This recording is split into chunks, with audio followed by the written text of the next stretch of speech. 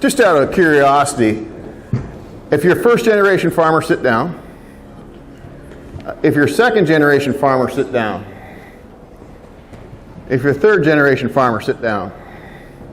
If you're a fourth generation farmer, sit down. If you're a fifth generation farmer, sit down. If you're sixth generation, you guys are sixth generation, eh? I'm a seventh generation. Pleasure to meet you. What's the biggest change we've had in technology in farming in the last 50 years, you reckon? Don't all speak at once. What's the biggest change you guys got in technology in farming in the last 50 years, you reckon? GPS, what else we got? Come on. You get a t-shirt. Who said GPS, by the way? Well, she gets a t-shirt.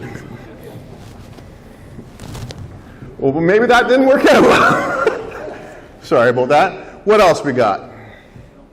Cell phones, you get a t-shirt too. And what else we got? Internet. I think you guys are all right.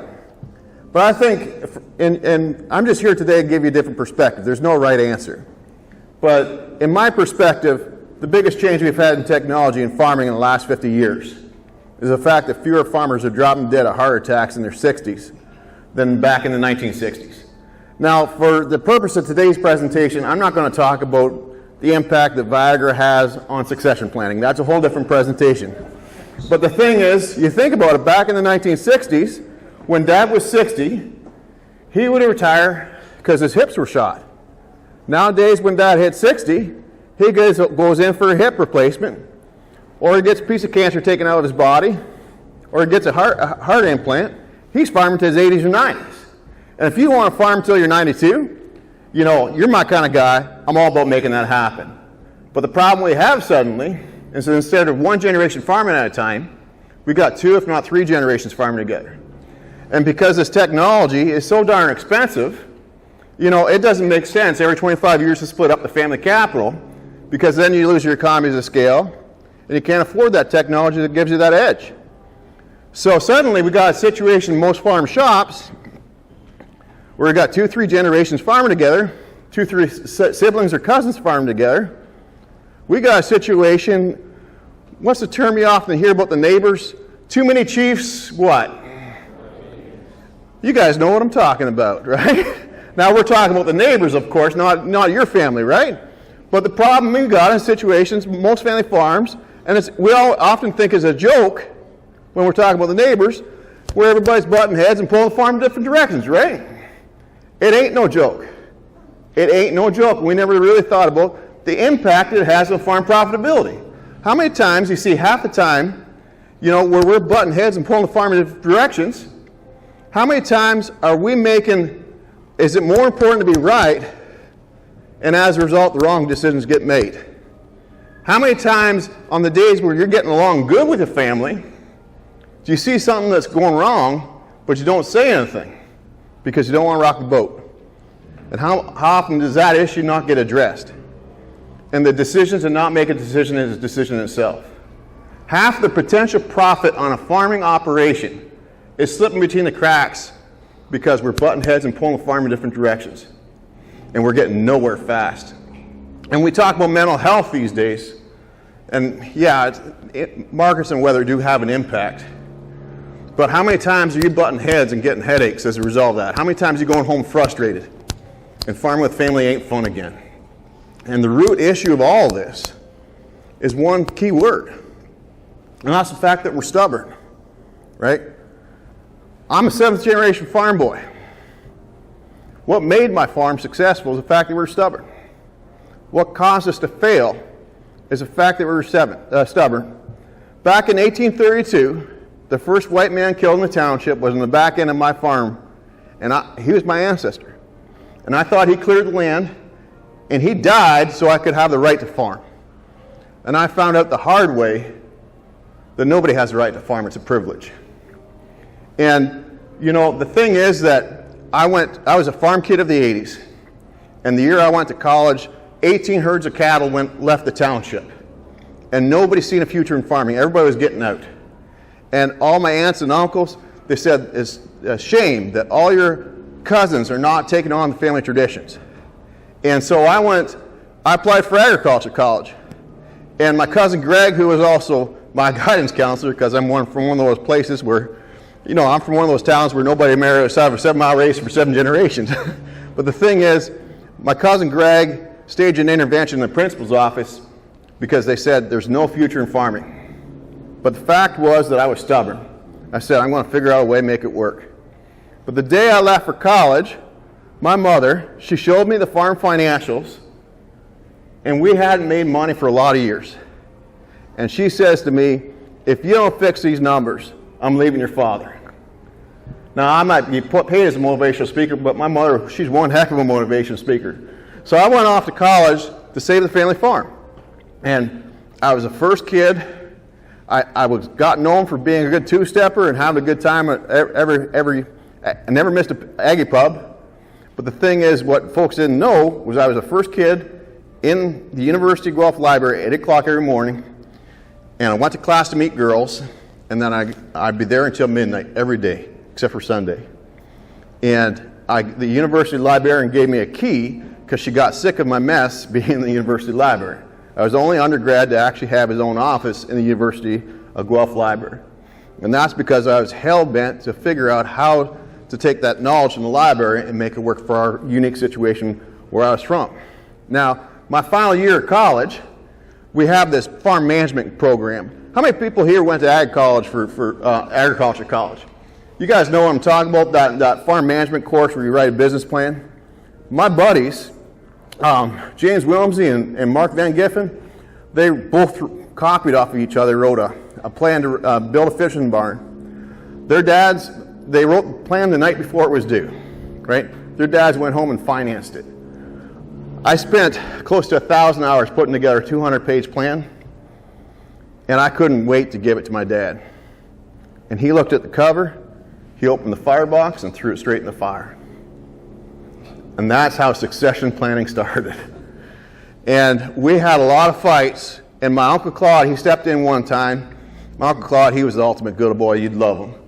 And the thing is, he said, well, why don't you give the boy the field behind the barn? He can try out his ideas there. It's only a couple of acres. If it works, great. We'll try on the rest of the farm. If it don't, it's no big loss. So that's what we went and did. And by August of that summer, my Uncle Claude, he had the cancer. And it's amazing how it takes such a strong man and puts him on his knees. And by that time, he could barely walk. And he walked that field with me, and he was real impressed with what he seen. And he came in the house, and he slaps my dad on the back, and he says, your boy is going to make more money off of a couple acres than you're going to make off the entire farm this year. And Claude just laughed. He was just teasing his little brother. He thought it was a big joke. My dad, he didn't think it was a joke. And you wouldn't believe it, but a couple days later, my dad plowed down my crops. My dad plowed down my crops, and nobody in the county could figure out why. And succession plan didn't be successful after that. We had a succession planner out to the farm. My dad was in the meeting for about 20 minutes and walked out in haste, pissed off. And my mom, she goes out on the front porch, and she yells at my dad, do not buy any more farming equipment until you got a budget written with your son. And my dad, he goes off to an auction sale, and he sees a manure spreader, and he buys that manure spreader. You know, if you can't laugh at yourself, who can you laugh at? And the story about my life is that my dad came home with that manure spreader, and I guess you could say the shit hit the fan that day, and my parents got divorced as a result of it. And what I've been doing ever since is turn shitty situations around. See, you only have to tell your best friend this story once in confidence for everybody in 5 counties to know the story about 5 months later, right? And it was a mess for about 10 years after. And I was trying to sort things out. And I became the guy that everybody, when they went home to farm with their dad, they started having problems with working with their old man. I was the guy everybody took out for a beer. But I was really jealous of all my friends going home. and their dads taking those business plans and building hog barns and sponsoring their dreams. So jealous. And I said, we got to get this sorted out. We got to get this sorted out. And I said, at one time, I said, if we don't get this sorted out by my 35th birthday, I'm going to kill myself. And my 31st birthday came, and I was sitting on the barn beam, and I had a 22 in my lap, and I had a rope around my neck. And I don't know how long I was there for. But I walked in because, you see, the thing is that you have to understand about me is my name is Mark Andrew Junkin on paper, but everybody since I was in 4-H has always called me Bob Caygeon, because there's never been a farm kid more proud of his family heritage and where he's from and more hell-bent to go home and continue a 7-generation tradition. For some folks, you know, farming is a job they fall into. Some folks it's a career. It was everything I was to carry on a 7-generation tradition in Bob Caygeon. And I walked in that barn because my life was over. And I couldn't get out of my head all my friends who had started calling me for advice. And there was a few folks I actually stepped in and mediated their situation. And I walked in thinking about ending my life, and my life started at that moment. And I'll never go back to Bob Caygeon again. And until my boy spread my ashes. And my life purpose is to help folks like mine. In the last 15 years, I've saved family farms all across North America. My life purpose is to help stubborn farmers work better together. And I started off, I went back to the university library. I should have applied for a PhD. I didn't pay the tuition. I sat in the university library for another 3 years. And essentially ran a country bar on the weekends and spent 60, 70 hours a week in the university library, becoming the expert in succession planning. And 3 years later, we had a local country radio station. You know those AM dials where you turn into the farm market news? Well, I was sitting in the chair, and they had the Ask the Expert hour on Saturday mornings. And I was the expert on succession planning, or at least that's what I thought about that moment, that I thought that I was the expert in succession planning. And because I had sat in the university library for 3 years. And left the radio station, and I got a call from a farmer. And as it turned out, I didn't know this farmer.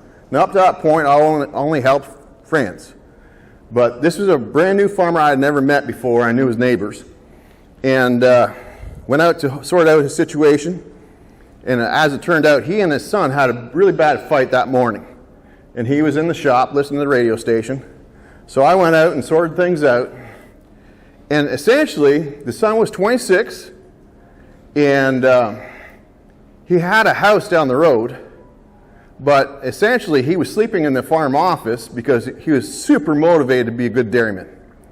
And since he came home from college, there wasn't one calf that had died because he had slept in the farm office. He was super motivated. But his motivation, his dreams for the farm's future was different than his dad's. And what had happened was his dad, can you guys still hear me okay? Okay, his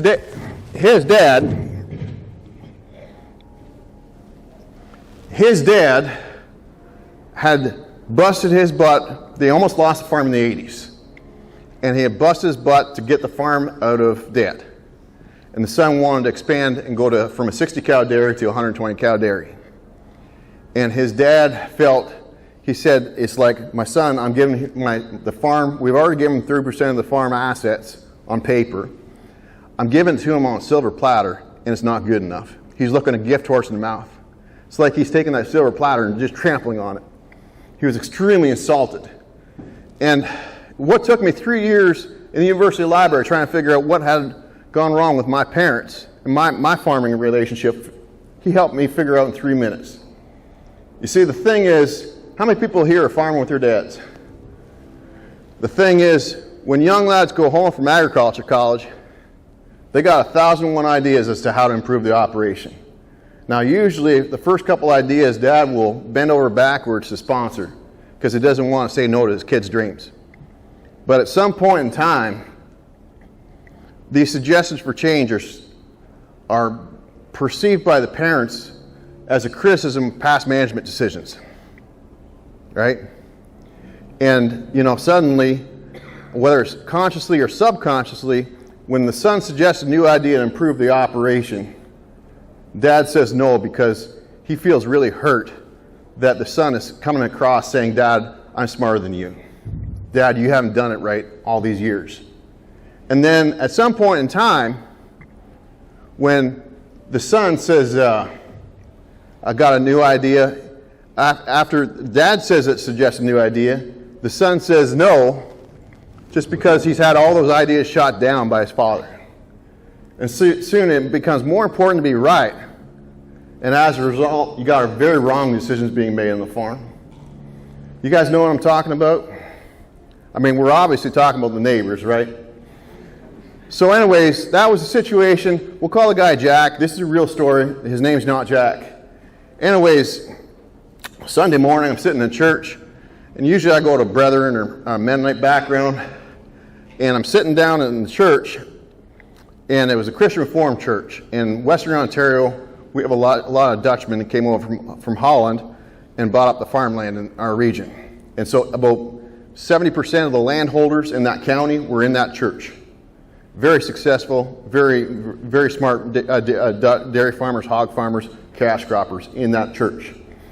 And I'm one of those guys that shows up like 3 minutes before the sermon starts, usually about 3 minutes late, but this time I beat the preacher into the church. And so they sat me down in the middle pew, right in the dead center. The church was packed because they had christenings that day. And halfway through the service, the phone goes off. And I'm like, what yuppie didn't turn off their cell phone? And about the third ring, I figured out it was my own. So the thing is that I grabbed the phone and then just threw it in my pocket. Well, it went down the pew. But the thing is that I'm not very tech savvy. And I actually hit the speakerphone. And it was set on high. And you could hear it in the back pew.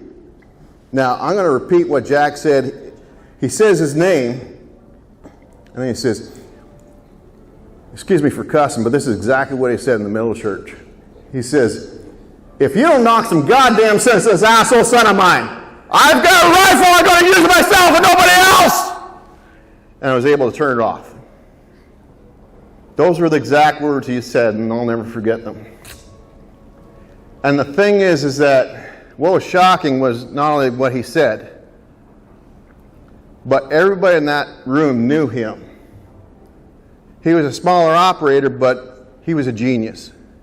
He was the most level-headed, most respected dairyman in the county. Everybody knew him. Everybody was shocked by what he just said because it was totally out of character. But the man had just he had not missed a milking since his honeymoon. He had put everything. Him and his sons were best friends. And that day they were worst enemies. And so I left the church, and as the preacher was saying a prayer for me, I realized all that book knowledge was useless.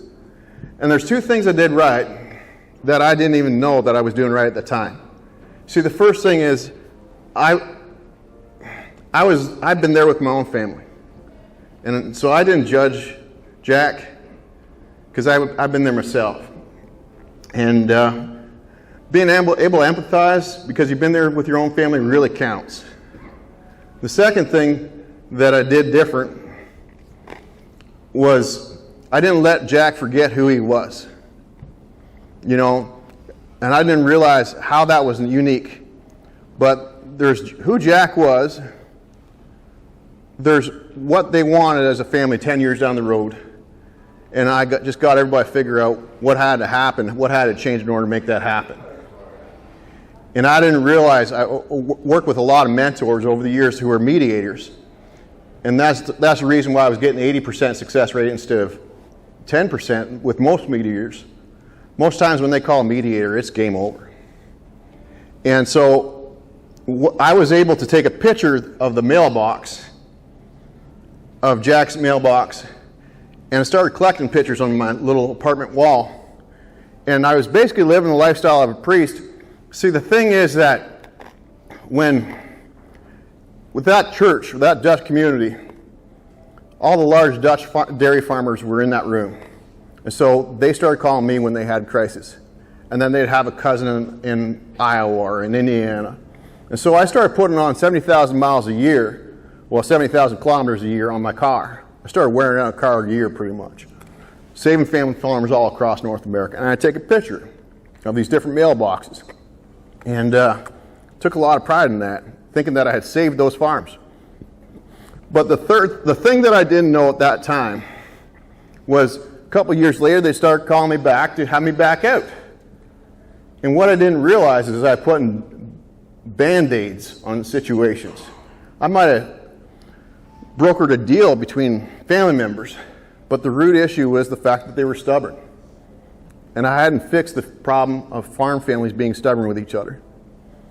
And so there was one time I was sitting at a table. It was a really good Christian farm family that everybody in this room would really respect. They had a very successful operation. I'd been out there a couple of years before. And they were the type of family that read the Bible 3 times a day. And they had the Word of God sitting out on the kitchen table. And they were not being Christian with each other at that moment. They were cussing and accusing of each other of a lot of different things. And the words of Jesus was written in red. Has anybody here got a Bible on their phone? Does anybody pull out your phones? Who here's got a Bible on their phone? Look up, somebody pull up, even Google, Matthew 7:5. What does it say? Matthew 7:5. You hypocrite, first take the log out of your own eye, and then you will see clearly to take the speck out of your brother's eye. Take the plank out of your own eye, and then you can take the speck of dust out of your brother's. And for Jack, in his situation, he said to me, first of all, the first words that he said was, "Come fix my son. He's got crazy ideas." You know, for every farm family I work with, somebody always calls me and says, "Come fix my daughter-in-law. Come fix my son." We always point fingers at each other. And with these farm families, when I'm sitting down, I don't know if you ever had a mediator out to your farm, but the situation is everybody's pointing fingers at each other, and nobody's wanting to make changes. And see, the thing is, I don't know about what your favorite job is on a farm, but mine's driving tractor that first day of spring planting when everything's going good. You know, that feeling you get, and when it's a nice sunny day and everything's just moving. Back in 1832, when my ancestors came over from Ireland, they didn't even have tractors. All they had was hand tools, what you'd find in your garden shed. But they cleared the wilderness. I mean, farming has changed for every generation. And the thing that hasn't changed since back when we founded North America is the fact that every generation you meet a challenge, and half the farmers go out of business because they don't overcome that challenge. Whether it's overcoming the drought, clearing the land, transferring from horses to tractors, the 80s farm crisis. What do you guys think the challenge for our generation is? You guys get a free t-shirt after, by the way. What do you think the biggest challenge we have in farming is? What's that? How we're perceived? By consumers? That's a legit thing. I would say that the biggest challenge we have is these hippies in California. They say that the family farm is dead. The truth is there's never been a generation where the term family farm is more relevant. You think about it. We might have ownership of the farm in a corporation, but for the vast majority of corporations that are related to agriculture, it's family owned. You have 2, 3 siblings or cousins or parents and children owning the farm assets together.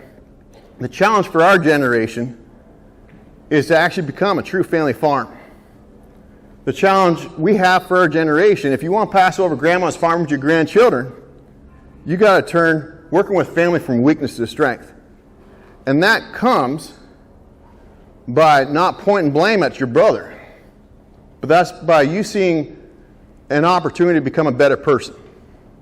For you turning your weaknesses into strengths. For you stop being stubborn with each other and start being stubborn at the things that you got to make happen in order to become a better person. It's easy to go on a front church pew and talk about love and forgiveness, but to forgive your daughter-in-law for something that she said behind the barn a couple of years ago, that's a pretty tough thing to do. But in order to make a farm work, you got to see farming as a challenge to become a better person every day, right? And so that's what I do, is I help stubborn farm families work better together by getting farm families to stop being stubborn with each other and start being stubborn at the habits that make you successful. And it's 3 simple things. You want to take notes, you can apply this at home. The first thing I do is, I'm not Dr. Phil, okay? I don't get guys to hold hands and sing Kumbaya, okay? The only thing farmers feel comfortable talking with family members about is money, okay? So what I do is focus on farm profitability. So it's basically you have to show up to a meeting with an idea to improve farm profitability by $3,000 is the goal. Between $3,000 to $10,000. So, and if you don't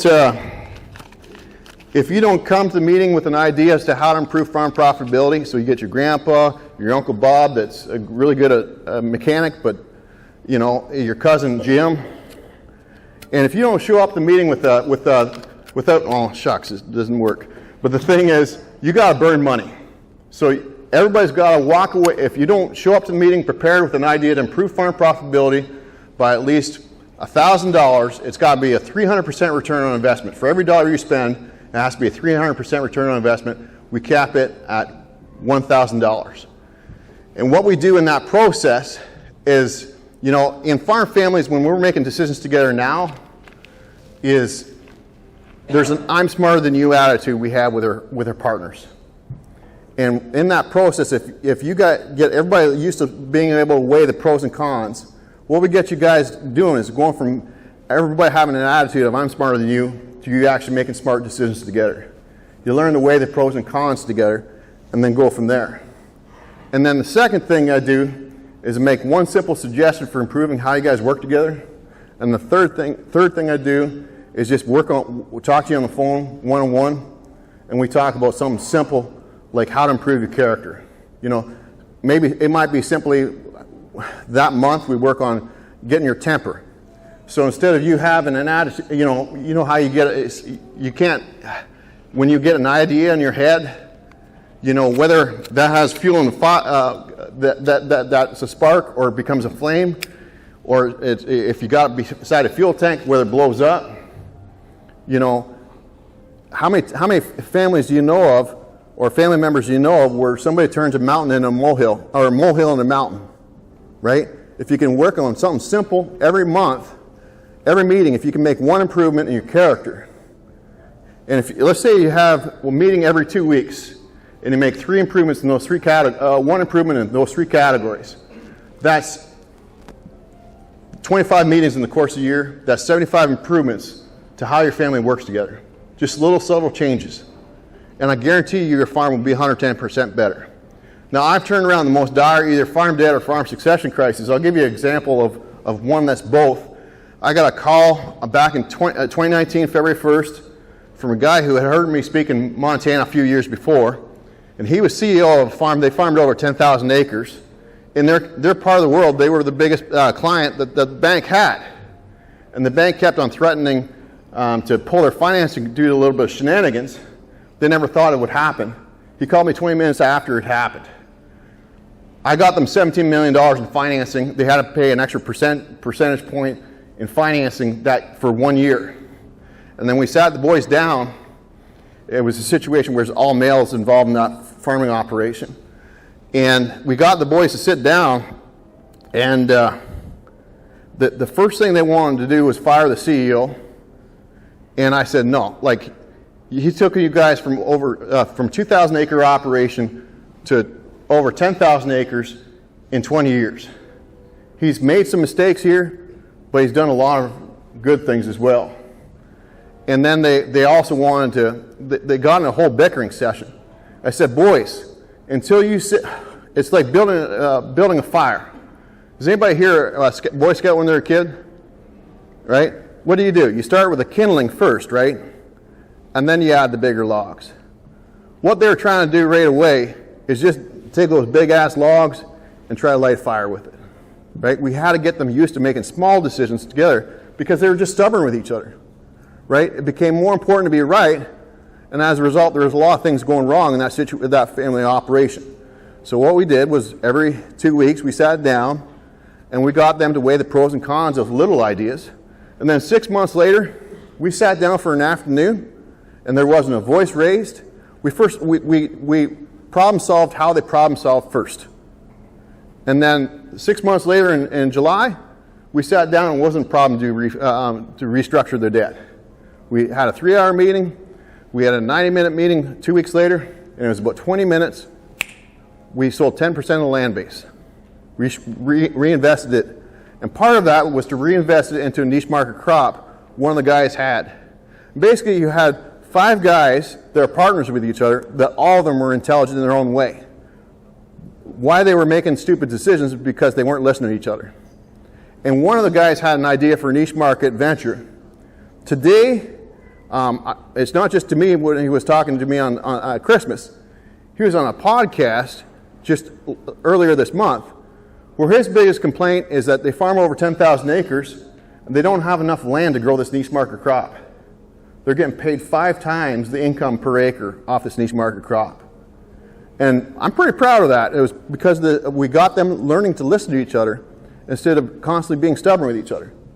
The other thing that I'm proud of on that farm is I was leaning against a tractor tire, and this kid, he was about 20, he was in 3rd year of college, and he really wanted to farm. And his mother says, no, you should go to vet school. There's no future for you here. It's a mess working with your uncles. The farm's not profitable. We got them, so there was no future for him. It was just a big mess. We sat down in December of that year, 2019, and we took about, same thing, we took about 3 hours to have a discussion between partners about succession planning. 2 weeks later, we had about a 90-minute discussion. It was a half an hour decision after that. And that kid, he got accepted into vet college, and he quit vet college even though it wasn't like he was a dropout. He was actually getting good marks, but he's home to farm because he sees a future. Because he hasn't been gifted any equity, but there's a clear strategy as to how he can earn his way into the operation over the next 20 years. And I'm really proud that that kid has a future in farming. And there's some lawyers that really they love it when a farm family is stubborn, because that means to them, when they first meet with the family and see the family bickering, that means that they're going to buy a boat in Florida in about 10 years' time because of all the bickering. I mean, if you have a farm family that can't even talk about simple production-related decisions, if you can't squeeze out an extra 10% profit out of your operation, how can you possibly talk about a strategy about where the farm's going to be in 10 years' time? You got to get rid of the stubborn first. You got to stop being stubborn with each other and start being stubborn at the critical things that matter. And the thing that a lot of folks don't realize about succession planning, she did a really good presentation, didn't she? You know, but the thing is that a lot of farm families, they might make a big story to the community about how everybody gets along great, but for a lot of farm, about at least half of the succession deals happen is not when the kids are in their early 20s. A lot of succession deals happen when the sons and daughters are in the 30s and 40s. And it's not a succession as far as transferring the assets, it's a hostile takeover. It's a hostile takeover. And a lot of farms in that succession planning process, they not only become corporations on paper, they become farm corporations in their hearts. There's a lot of farm families, they don't even wave to each other on the road, let alone get together for Christmas. And what I'm most proud about this process, I had a farmer, his name was George, and he called me from the hospital, and it took me 5 minutes to get out of him. He was just crying. And the thing is, George was the toughest, most stubborn man you ever did come across. And I worked with him about 5 years before. And one of the things when I was working with George about 3 months in, I was trying to get George to give his son a compliment because that didn't happen very often. At the end of our meeting, he says, I want to give you a compliment. He says, my son walked across the yard and helped me hook up the wagon the other day. He says 3 months before we met you, he would have never done that. He's always go, go, go kind of guy, personality. He never thinks about anybody but himself. And now he just went and did that. And the reason why George called me was that, whether it was 2 weeks or 3 weeks before, I forget what he said, but basically he said, my son went and got me off the couch and he carried me into the combine. And we spent the afternoon combining together. And he wouldn't have taken the time to do that if we hadn't worked with you. You took that, and basically what I take the most pride in is taking corporate family farms and they actually become real family farms. Because we get everybody to stop being stubborn with each other and start being stubborn at the critical things that matter. And I take a lot of pride in that. Now, 25 years ago, somebody talked about this stuff, about human resources and how people get along, wishy-washy stuff.